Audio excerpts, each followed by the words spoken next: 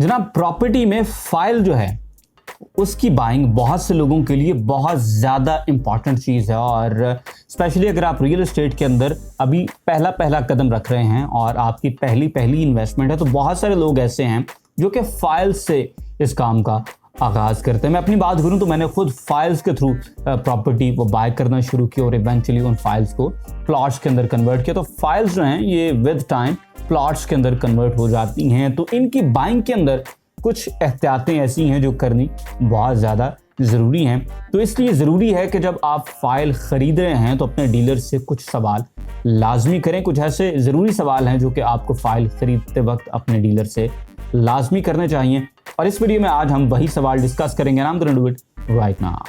What's up YouTube? Sohail Jafri है। अगर आप ऐसी ड्रीम लाइफ बिल्ड करना चाहते हैं जिसमें आप पैसे के लिए नहीं बल्कि आपका पैसा आपके लिए काम करे, तो my videos can help you a lot. So make sure to subscribe and hit the notification button to join the notification squad. Enough with the self promotion, now back to the topic कि file खरीदते हुए कौन से सवाल आपको अपने dealer से लाजमी करने चाहिए। तो जो सबसे पहला सवाल है वो है कि फाइल का स्टेटस क्या है। फाइल स्टेटस से ये मुराद है कि उस फाइल की सोसाइटी की नज़र में क्या हैसियत है।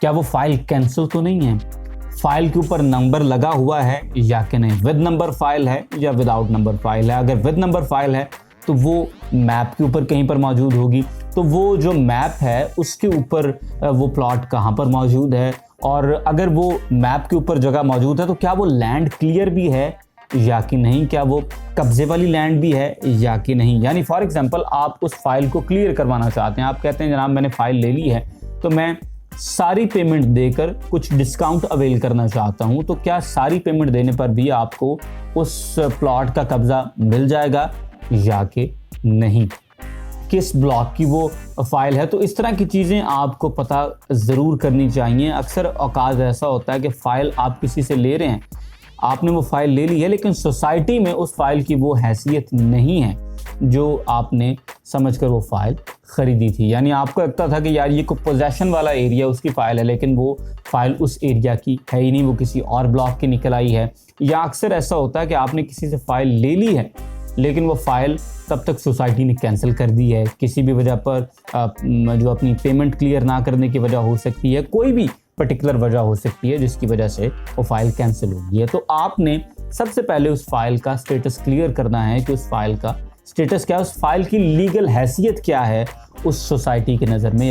यह आपके लिए क्लियर करना बहुत ज़्यादा ज़रूरी है कि उस फाइल की कानूनी हैसियत सोसाइटी की नज़र में क्या है। दूसरी बात जो आपने क्लियर करनी है वो है लोकेशन। अगर विद नंबर फाइल है तो फिर उसकी क्या लोकेशन बनती है, किस ब्लॉक में है, किस गली के अंदर है और उसकी लोकेशन क्या है। यानी वो किसी पार्क के सामने है, कॉर्नर है, नॉन कॉर्नर है, और इन सारी चीज़ों का फ़र्क पड़ता है बाय द वे।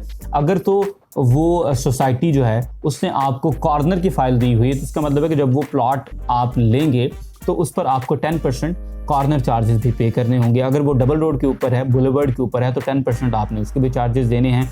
अगर वो कॉर्नर के साथ डबल रोड के ऊपर है तो फिर 15% चार्जेस पड़ेंगे। अगर तो वो पार्क फेस है तो उसके आपको चार्जेस पड़ेंगे। तो ये आपने क्लियर करना है कि उसकी क्या लोकेशन है, क्योंकि लोकेशन के मुताबिक आपको उसके जो है वो एक्स्ट्रा चार्जेस भरने पड़ेंगे जब वो प्लॉट के अंदर कन्वर्ट होगा। तो ये चीज़ें आपने लाजमी क्लियर करनी हैं। अगर तो वो विदाउट नंबर फाइल है तो फिर आपने ये क्लियर करना है कि इनको नंबर किस ब्लॉक के अंदर लगेंगे, उस ब्लॉक की लोकेशन क्या होगी, क्योंकि सोसाइटी के अंदर भी जो ब्लॉक्स की लोकेशन होती है उससे उस ब्लॉक के जो प्राइस है उस पर फ़र्क पड़ता है। तो ये चीज़ें आपने क्लियर करनी है कि वो जो ब्लॉक है वो किस जगह पर होगा, क्या सोसाइटी उस ब्लॉक को कहीं और मूव करने का तो नहीं सोच रही। इस तरह की छोटी छोटी चीज़ें ऐसी हैं जो कि आपकी इन्वेस्टमेंट की फेट के ऊपर बड़ा इम्पैक्ट क्रिएट करती हैं। तो आपको ये चीज़ें क्लियर होनी चाहिए कि आप जो फाइल ख़रीद रहे हैं उसकी लोकेशन क्या होगी। तीसरा सवाल जो कि आपने अपने डीलर से लाजमी करना है वो होगा आउटस्टैंडिंग ड्यूज़ के हवाले से, कि क्या इस फाइल के ऊपर कोई आउटस्टैंडिंग ड्यूज़ तो मौजूद नहीं है, कोई एस्केलेशन चार्जेस तो नहीं लगे हुए, कोई नॉन पेमेंट की वजह से कोई प्रॉब्लम तो नहीं है इस फाइल के ऊपर। क्योंकि जब आपने वो फाइल ख़रीद लेनी है तो सोसाइटी ने फिर वो चार्जेस आपसे मांगने हैं। अगर कोई आउटस्टैंडिंग ड्यूज़ हैं तो वो आपसे मांगने हैं। अगर किसी किस्म का कोई फ़ाइन, कोई जुर्माना लगा हुआ है तो वो सोसाइटी फिर आपसे लेगी तो इसलिए आपने पहले उसके बारे में क्लियर करना है कि किसी किस्म के कोई आउटस्टैंडिंग चार्जेस तो नहीं है, कोई एस्केलेशन चार्जेस को फाइन किसी किस्म का तो नहीं लगा हुआ। ये चीज़ें आपने पूछनी है, लाजमी तौर पे पूछनी है, क्योंकि बाद में फिर ये आपके गले पड़ेंगी, तो आपने पहले ही उसको क्लियर करना है। इसके अलावा सोसाइटी में जो आउटस्टैंडिंग ड्यूज़ हैं, जो अभी ड्यूज़ बाकी रहते हैं, जो कि आपने क्लियर करने हैं और उसके बाद आपको प्लॉट मिलेगा, वो ड्यूज़ कितने हैं, क्लियर कट सवाल पूछें कि इस फाइल के अंदर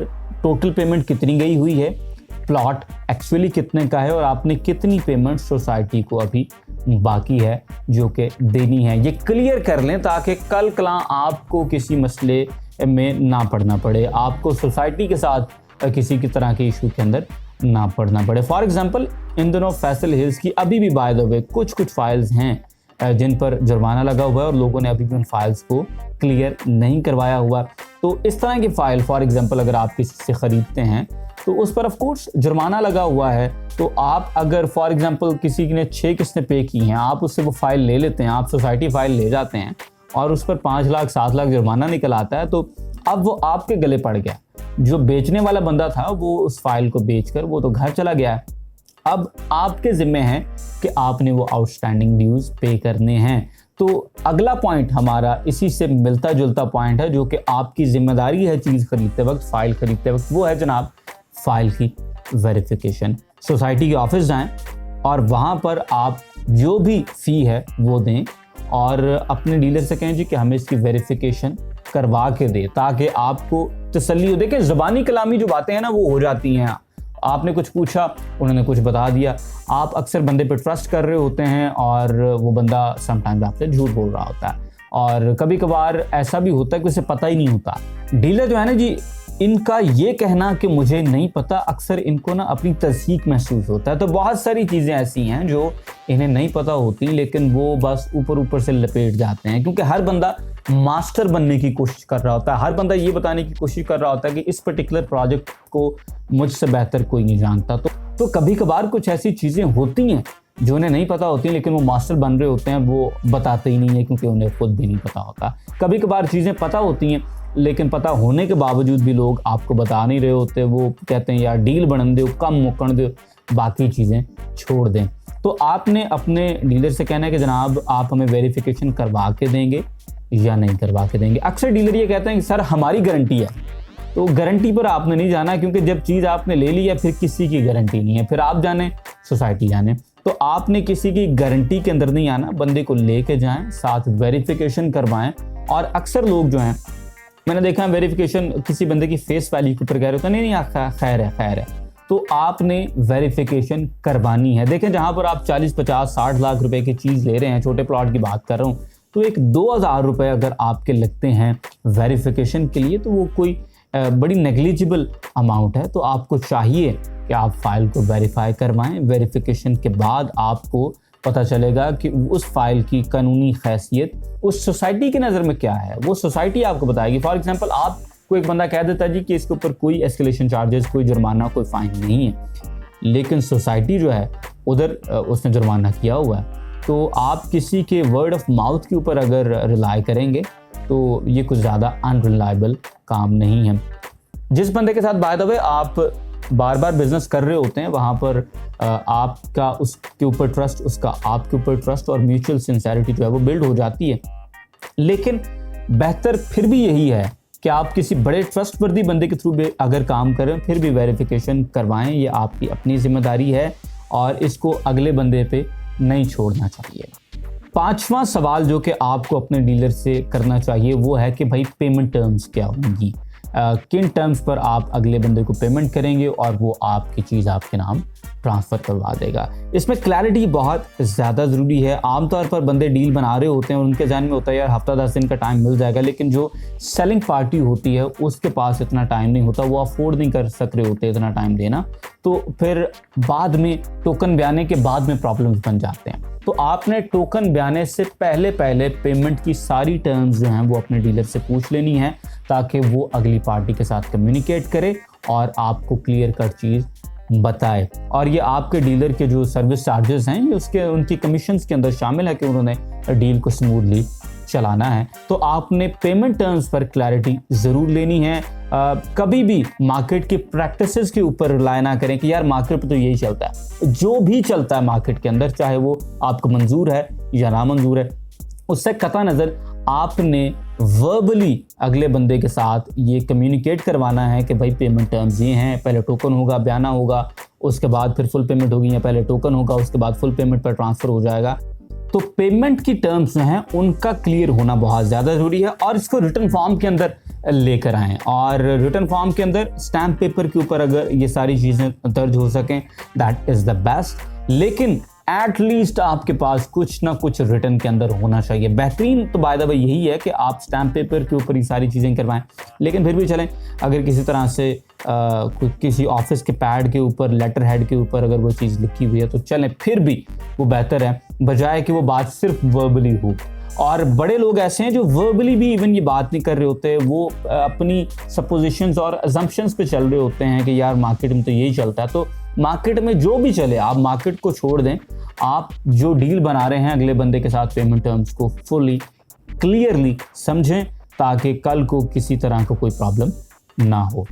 तो ये थी जनाब हमारी आज की वीडियो के फाइल खरीदते वक्त आपको अपने डीलर से कौन से सवालात लाजमी तौर पर कर लेने चाहिए, मेरी किस बात के साथ आप अग्री करते हैं, किस बात के साथ आपको डिसएग्री करते हैं, कौन सी बात अच्छी लगी है और कौन सी बात आपको अच्छी नहीं लगी है। हमेशा की तरह मुझे कमेंट सेक्शन में आपने ज़रूर बताना है। और जो लोग बार बार नेगेटिव कमेंट्स कर रहे हैं, सर काम चुक के रखो, माशाल्लाह खैर है, कोई मसला नहीं है। और वीडियो अगर आपको पसंद आई है इसे लाइक करें, शेयर करें, एंड इंशाल्लाह I will see you in the next one. Till then, अल्लाह हाफ़िज़।